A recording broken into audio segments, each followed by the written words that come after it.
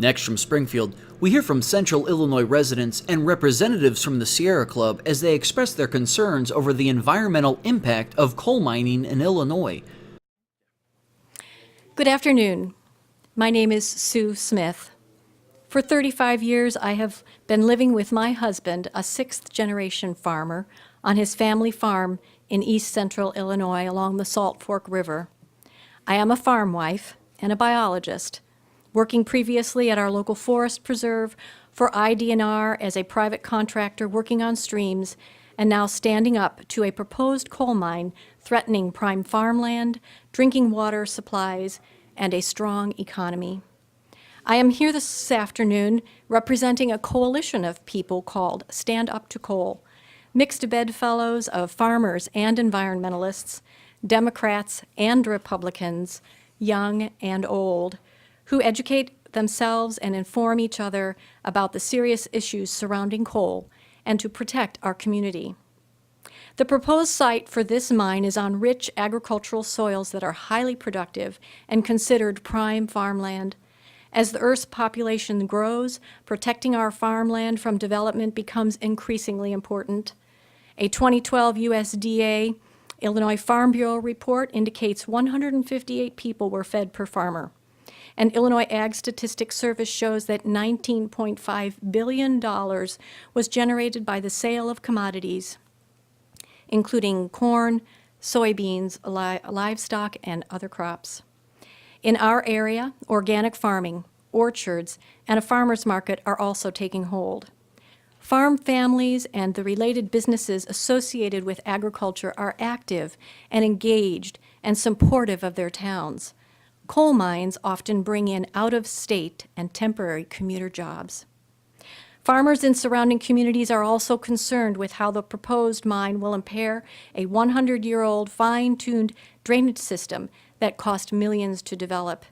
Even minor settling of the tiles due to subsidence or interrupted trial patterns will alter drainage, flood control, and field productivity. This proposed mine threatens rural groundwater wells near the mine site.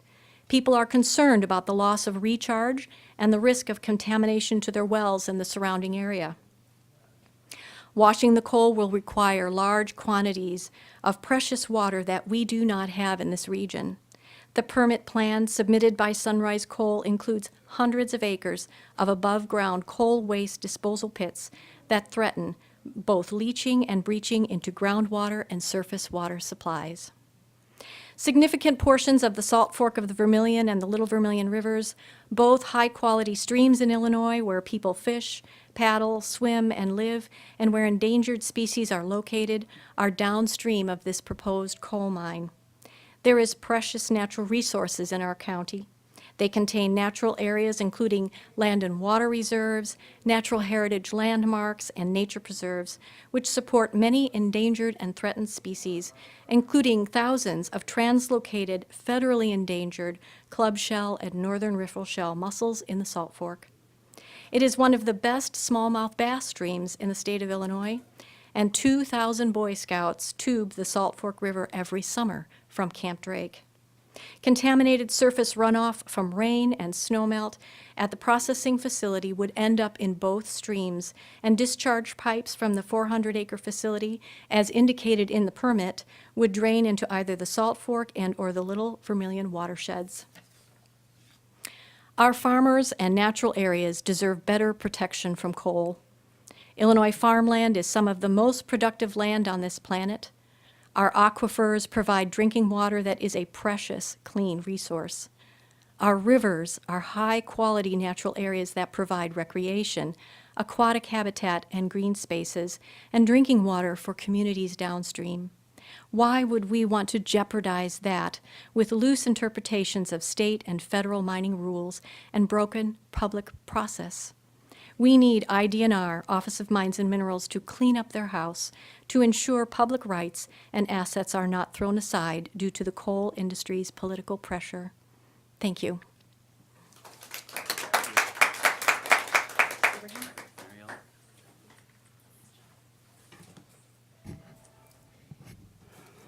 Hi, my name is Mary Ellen DeClue, D-E capital C-L-U-E. I am a retired chemistry teacher who, while teaching, stressed the importance of the environment, especially water quality. I moved to Litchfield, Illinois in 2004 to discover that I was surrounded by coal.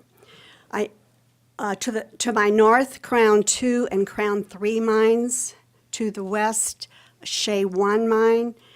To the south, the coal-fired utility plant in Coffeen. And then to my east, a new mine developing, Deer Run Mine. I became very interested in learning about Deer Run Mine when water from Lake Lou Yeager in Litchfield, where I live, was sold to the mine that is located in the city of Hillsborough, about 8 miles from my home. The water sold to the mine would be lost and cannot be reclaimed. This concerns me because we have limited fresh water supplies, and droughts seem to be getting longer and longer. Going through the permitting process for Deer Run Mine was very alarming. I was amazed at the mistakes, inconsistencies, and incomplete answers provided by Hillsborough Energy, LLC, HEL for short. In its application to the Office of Mines and Minerals in the Department of Natural Resources at the public hearings, I thought it was odd that OMM did not require HEL to answer questions on the record. That was the first indication to me that OMM was looking out for the mine, but not the community. I joined Citizens Against Longwall Mining, also known as COM, which I usually am not, who also believed that the mine would damage the community, farmland, and water resources. The sales pitch that Deer Run would bring prosperity, lots of jobs, was convincing to the local officials and some of the townfolk. The environmental damage, if considered at all, was assumed to be the price that Hillsborough must pay for the 200-some-odd jobs. I understand these problems weren't created overnight. They weren't created under this administration. In fact, for a century, it seems as though the state has deemed that it's in the public interest to promote the coal industry and to protect it from real regulation. But those days need to be over. A lot has changed. We are learning more and more about the threats to our environment, both our drinking water, our natural heritage, and our climate that comes from coal extraction. These operations are growing in scale. These are no longer small operations. These are big, multinational corporations taking aim at the Prairie State. And it's time for the state of Illinois to have the back of the citizens on the front lines fighting these fights. Now, to do that is not going to happen overnight. We know that it's going to be difficult and it's going to take leadership. But we have seen that kind of leadership before. As our friends in Banner told us, Governor Quinn stood with the residents of Banner and stopped a strip mine for a conservation area in their town. And that's the kind of leadership that we're going to need more of if we're going to solve these problems. We've seen wonderful efforts from the Department of Natural Resources to restore their capacity and their commitment to protecting our natural areas. We're going to need that kind of commitment and rededication to reform the Office of Mines and Minerals. It's time to turn the page on the era when Illinois promoted the coal industry and protected it from regulation and started protecting the Prairie State so we can have the backs of the people all across Illinois who are hoping for a better and safer and cleaner future. Thanks for coming. If there are any questions, we'd be happy to take them.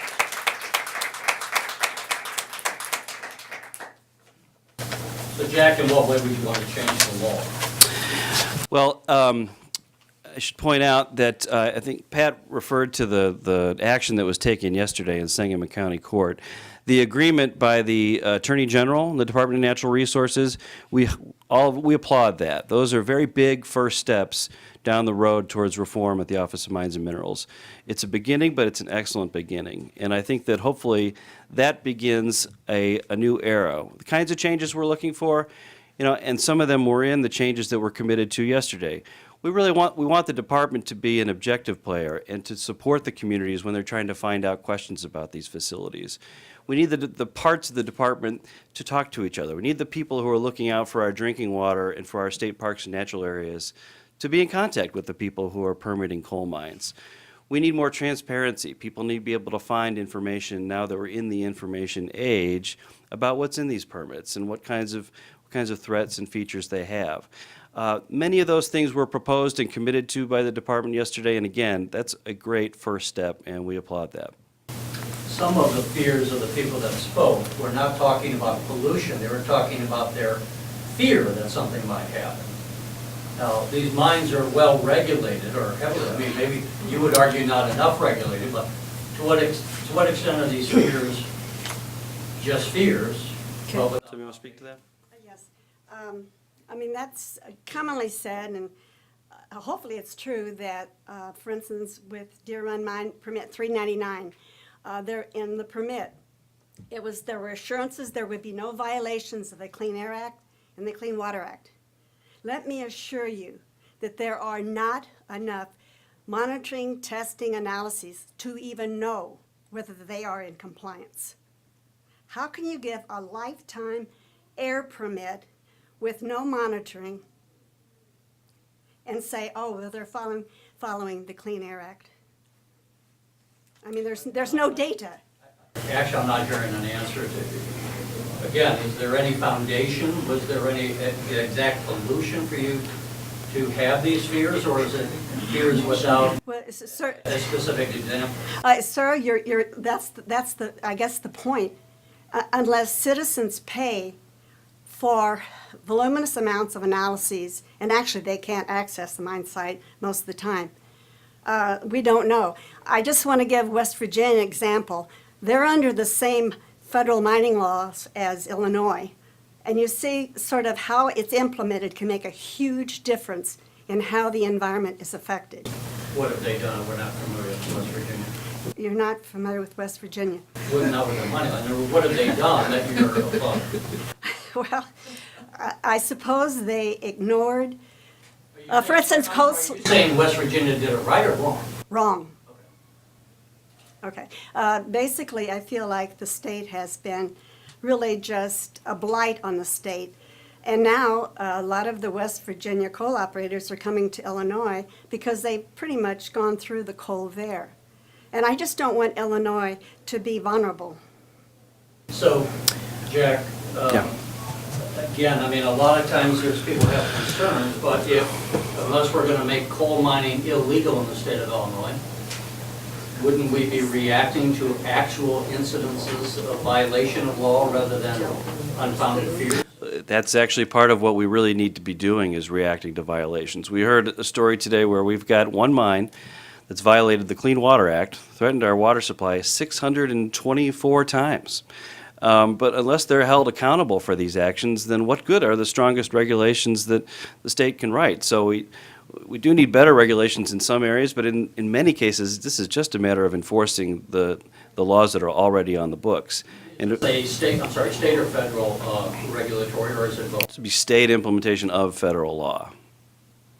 And there is not enough regulators, there are no regulators, what's the state of regulation vis-a-vis someone following up and actually regulating? I think part of it is capacity, but we also need a commitment. We need to change the culture from one of protecting the industry to protecting communities. You know, if you or I broke a law in our car over 600 times, I don't think the state would let us drive anymore. But here we've got situations where these companies are violating the law hundreds of times, important public health protections, and yet they're allowed to keep on doing it and actually encouraged to do it at more sites. You're watching the Illinois Channel.